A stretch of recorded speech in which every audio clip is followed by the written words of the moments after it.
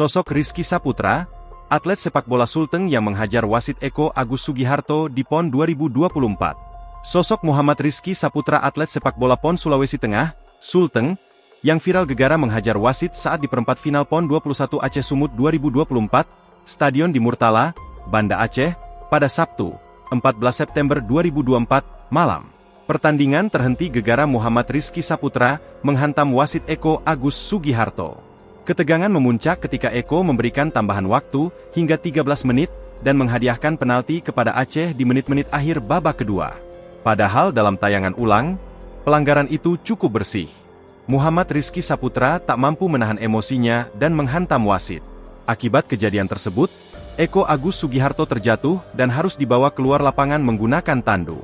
Muhammad Rizky Saputra merupakan pemain muda yang pernah memperkuat Persipal Palu U17.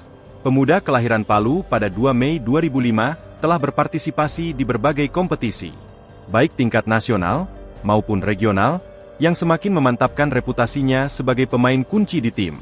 Karirnya semakin melejit setelah mendapatkan kepercayaan untuk tampil di PON 2024 sebagai perwakilan Sulawesi Tengah. Keikutsertaannya di ajang PON menjadi bukti bahwa Rizky adalah pemain yang dipercaya oleh timnya untuk bermain di kompetisi besar. Tim-tim PON, Rizky menjadi pemain belakang. Download Tribun X sekarang, menghadirkan lokal menjadi Indonesia.